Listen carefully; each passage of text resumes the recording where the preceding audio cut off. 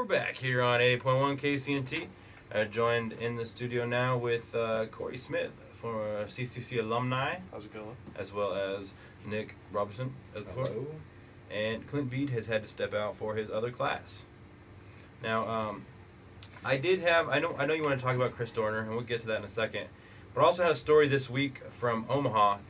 State Senator Scott Lautenbach has been ticketed on suspicion of drunken driving in his northwest Omaha district. Chief Deputy Sheriff Marty Belek with the Douglas County Sheriff's Department says Lautenbach was stopped in his northwest Omaha district around 2 a.m. Wednesday after he was seen driving erratically. Belek says Lautenbach was taken to the sheriff's office and given a breath test indicating his blood alcohol level was nearly 3 times the legal driving limit of .08.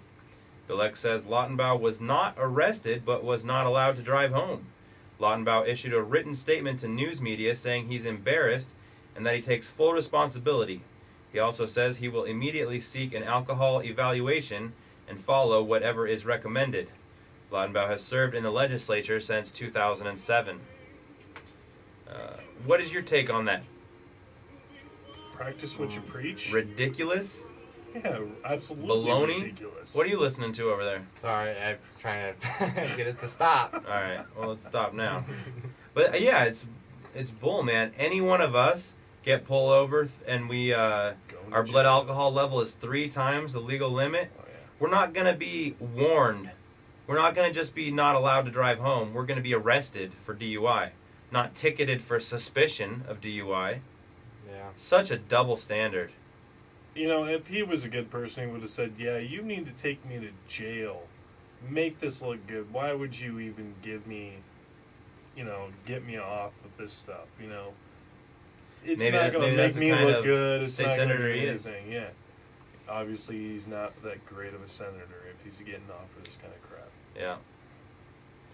And so what exactly did you want to talk about with Chris Dorner, besides the fact that the not the LAPD, but the Highway Patrol or State Police, California State Police, LAPD. basically burned him alive? Yeah, I know it's kind of an older story now, but I know we haven't really talked about it much yet, so I just kind of wanted to say a few things on that. But I'm on Ben Swan's Reality Check Facebook page right now, and he says, regardless of whether Chris Dorner was guilty of every crime he was accused of or not, under our system of justice, police officers are not the judge, the jury, or executioner. This isn't Judge Dredd. Burning someone alive that's accused of a crime cannot be simply justified because of how terrible the accusation may be.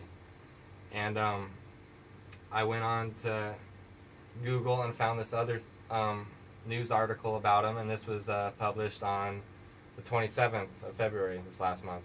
And it says at least 6 fired police officers want the case reopened because they think it's not everything that needs to be said has been said yet.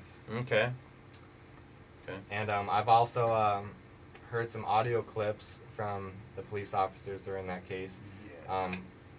It sounds like they were planning on burning him alive. It Yeah, wasn't I've an heard that accident. too. That whole audio It's very thing. clear they Yeah. intended to burn him alive. Yeah. Or to have him run out and shoot him. I'm Right. sure they would have settled for that too. So, But they burnt that house down on purpose. Right. Or the point of the fact of Or where the cabin. an whatever. ID was found right beside his burned body that was intact. How did that happen? It's like having a sick dog that you need to put down. Would you rather shoot him or would you burn him alive while he's sick? I mean, it's like animal cruelty. I mean, how do you put someone down if this guy wasn't right in the head? Is it still justified to burn him No. to death? No. That's the big problem I have with it. So I just think there's a lot of the story that hasn't been out there yet, and I think that's why these 6 police officers want the case reopened. And I want to know why they got fired. Maybe they got fired because they knew stuff they Yeah. shouldn't have. Did you by any chance read his masterpiece or whatever, his little Facebook blog or super whatever? I didn't read all of it either, but I read some of it, and at the same time he was bashing like some of the uppers in law enforcement, whatever, and how he got screwed over. He was so pro anti-gun and like pro Obama and this other stuff. So here it is, another anti-gun person going on a crazy shooting spree. Like, you don't see too many pro-gun people going on shooting sprees, Yeah. Really, he was anti-gun? from what I understand. Then why was he a police officer? Because police officers get to have guns. That makes no sense whatsoever. Well, you're following this guy's logic, and part of me is being sarcastic right now. Yeah. So, it's for you to decide for yourself. Okay. Anyway, got any more stories for us for today? Not right now, I guess. No? So. Well, I definitely appreciate you guys coming in and getting a chance to talk about things, and Always fun. it is fun, you know? It is really Get a fun. chance to really talk to Yeah. people who care about freedom and don't just take a young, immature, oh, who cares? I have my whole life to start caring. Right. Well, what if you don't? What if you didn't? And you really need to think about that question seriously. What if you had a very small window of which you could protect your rights? Mm-hmm. And you should always think of it that way. Always be on the defense, because history repeats itself over and over again, and over again in history, crazy dictators have slowly started to take away more and more rights until their power is completely unchecked. It's like my younger brother told me. He said, you shouldn't be so obsessed with this sort of stuff, because I've kind of implanted my ideas and thoughts, and Yeah. just to have him question stuff. And it's like, it's not that I'm obsessed with it. I just rather be prepared and Mhm. not prepared. And Exactly. I'd like to stay up to date with what's going on in case something horrific did happen. Exactly. My family, the words were, it bothers me that you're so worried by everything, and it's not, or like so stressed out by it. And it's like, It's not even How that. can I'm you not not stressed be out worried? by it. I'm stressed out. I would prefer to be less stressed out when it really happens. You know. Yeah. So I try to mentally and physically prepare for stuff now. You know, because it is inevitably society will change, shift in some way. I'm not going to say exactly what that'll be. How do I know? I'm not psychic. But inevitably, there will be some sort of shift.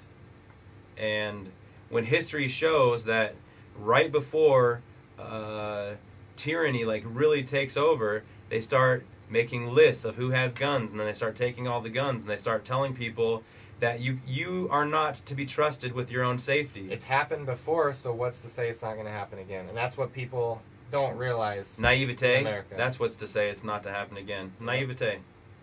They just We're don't know. America. That ain't going to happen. Well, because we're waking up, Merica. Yeah. So Exactly. hopefully it ain't gonna happen. The weird thing is, when I was in high school and throughout most of my college days, I never cared so much about government. But as soon as this stuff started happening, it was just, what is going on? And I started really thinking about stuff. And nowadays it's just like, the government is really trying to screw us over right now. In so many different ways, and it's not like somebody who comes up and just stabs you with a sword. Yeah. It's somebody who comes up and gives you 100 little nicks here and there and is trying to bleed you out until you're too weak to defend yourself for the final blow. Mhm. You know? It's If you give them a hand, they'll take an arm. yeah. Anyway, that's going to be our time here this morning on 88.1. Next up, I got some Queens of the Stone Age with No One Knows.